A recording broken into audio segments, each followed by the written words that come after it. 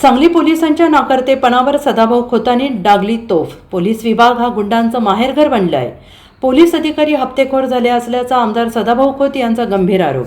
कामात कुचराई करणाऱ्या जत पोलीस निरीक्षक कोळेकर याला निलंबित करण्याची मागणी, सर्व गुन्हेगारांना पकडून ठोकून काढा, मोक्का लावा, 6 वर्ष राहिलेल्या पोलीस अधिकाऱ्यांच्या बदल्या करून पोलीस विभाग स्वच्छ करण्यासाठी आमदार सदाभाऊ खोत मुख्यमंत्र्यांची मंगळवारी भेट घेऊन मागणी करणार। सांगली जिल्ह्याचा पोलीस विभाग हा गुंडांचा माहेरघर बनलाय असा आरोप आमदार सदाभाऊ खोत यांनी सांगलीत बोलताना केलेला आहे।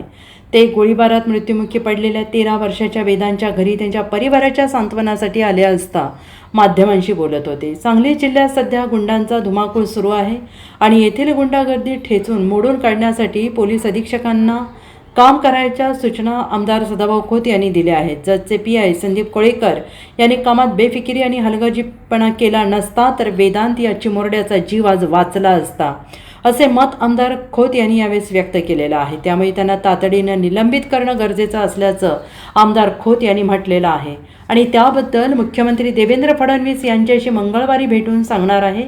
तसेच जिल्ह्यातील API, PI, DYSP पोलीस कर्मचारी जे 6 वर्षांपेक्षा अधिक काळ जिल्ह्यात ठाण मांडून बसलेले आहेत त्यांच्या बदल्या केल्या पाहिजेत, कारण त्यांची गुन्हेगारांसोबत मिलीभगत झालेली आहे। ते आता हप्तेखोर झालेले आहेत। पोलीस स्टेशन हीच या गुन्हेगारांना आश्रय देतात आणि बिकट परिस्थितीत या जिल्ह्यात सुरू झालेली आहे। त्यामुळे आता जेथे कर्तबगार अधिकारी आणि कर्मचारी आणले पाहिजेत अशी मागणी मुख्यमंत्री फडणवीस यांच्याकडे करणार असल्याचं त्यांनी यावेळी सांगितलं आहे। मला वाटतं की वेदांचा जीव वाचला असता गुन्हा दाखल झाला। काय झालं की जिल्ह्यामध्ये पोलीस प्रशासन हे गुंडांचं माहेरघर झालेलं आहे। अलीकडच्या काळामधल्या गोष्टी जर बघितल्या, कारण त्याचा अनुभव मी स्वतः घेतलेला आहे। तर माझी पत्नी आणि माझे सुनबाई ज्या घरामध्ये जिल्हा परिषदच्या बागणे मतदारसंघामध्ये राहिलेल्या होत्या, त्या घरावरती गुंडांनी हल्ला केला। पोलीस स्टेशनला मी सांगितलं, पोलीसवाल्याने गुंडांना बोलवलं आणि हसत हसत पाठवून दिलं।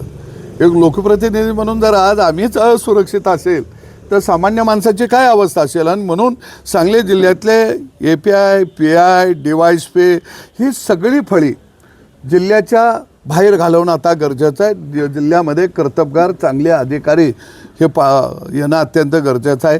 आणि जे पोलीस शिपाईपासून ज्यांना 6 वर्ष झालं त्यांना सगळ्यांना जिल्ह्यातनं हकललं गेलं पाहिजे, कारण हे सगळे आता हप्तेखोर झालेले आहेत। यांना बाकी जनतेचा, सामान्य माणसाच्या सुरक्षेचा काही देणं घेणं नाही।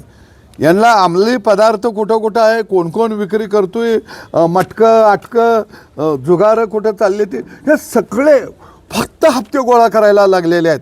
ह्यांच्या मागं दुसरं काही काम नाही, उरलंच नाही, एकमेव एवढं काम आहे।